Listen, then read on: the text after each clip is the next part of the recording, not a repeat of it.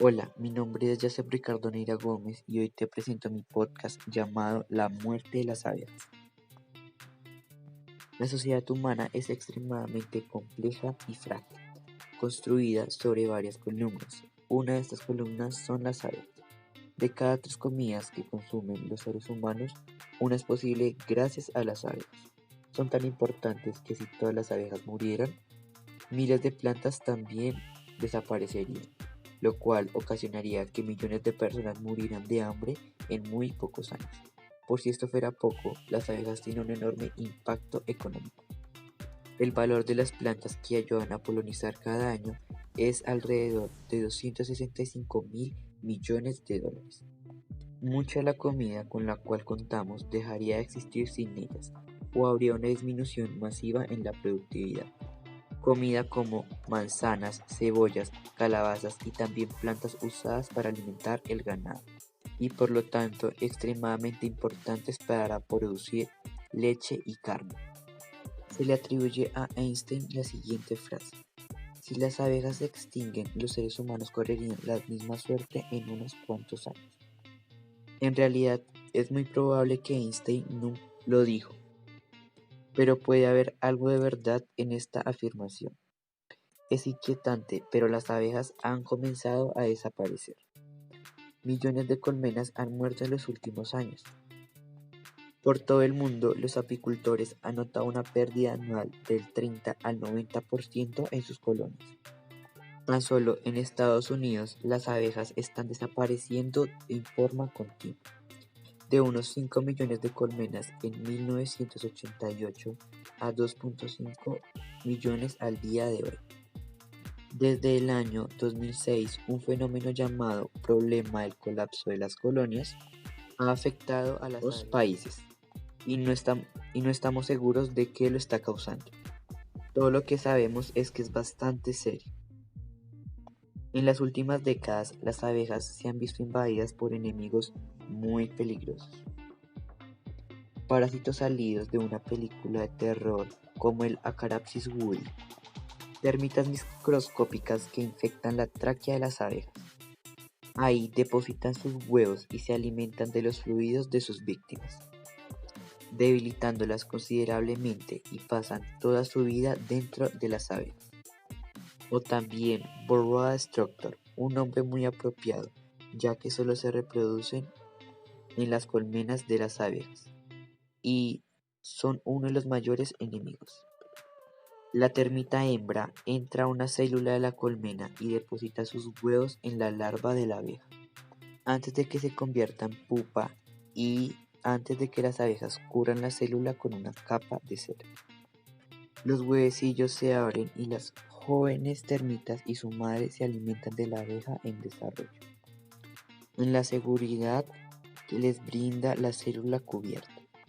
La abeja usualmente no muere en esta etapa, solo se debilita, pero aún conserva suficiente fuerza para abrirse paso mordiendo la capa de la célula y liberándose de su célula.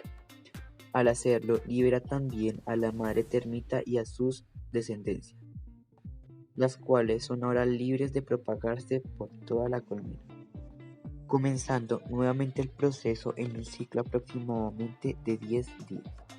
Su número aumenta en forma exponencial y al cabo de unos meses, esto puede acarrear el colapso de la colmena entera.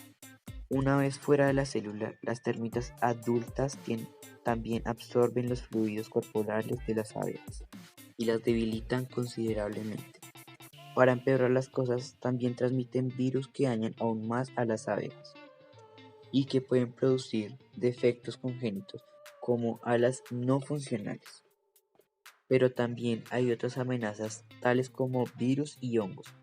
En condiciones normales, estos fenómenos serían tolerables y no son suficientes para explicar la horrenda mortalidad de las abejas.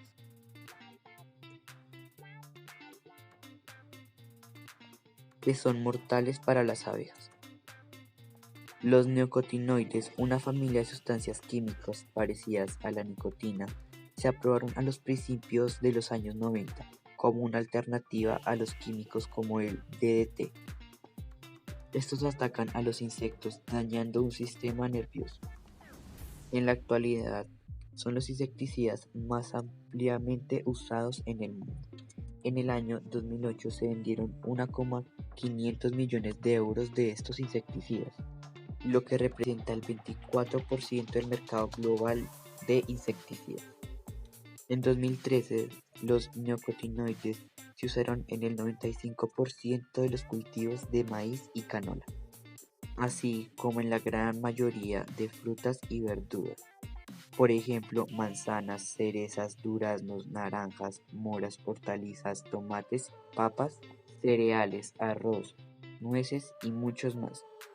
Las abejas entran en contacto con las toxinas mientras recolectan el polen o por medio del agua contaminada, con frecuencia trayendo material hacia la colmena, en donde se acumula y mata lentamente a la colonia entera.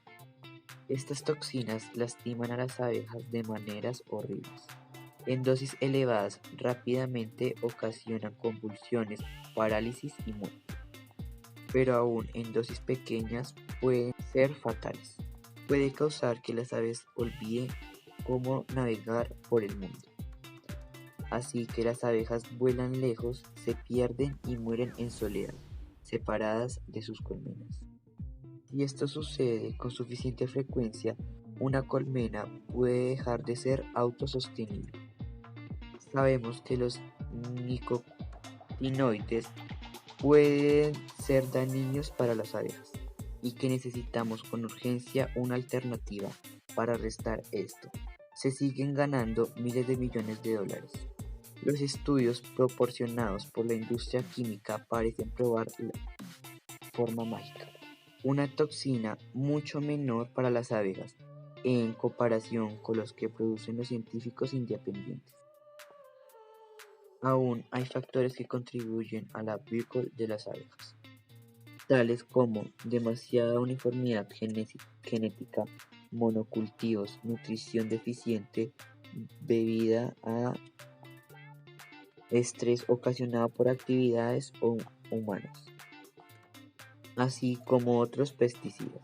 Cada uno de estos factores por sí solos son un problema mayor para la salud, pero en su conjunto probablemente son la causa de la problemática del colapso de las colonias.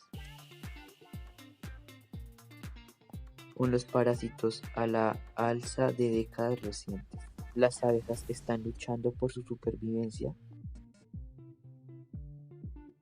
Sería una catástrofe si perdieran esta lucha.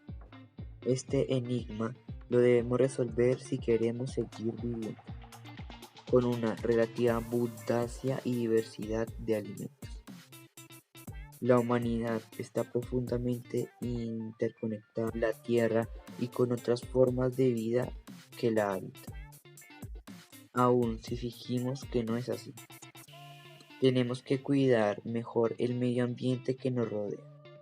Si no es para conservar la belleza natural, al menos para asegurar nuestra propia supervivencia.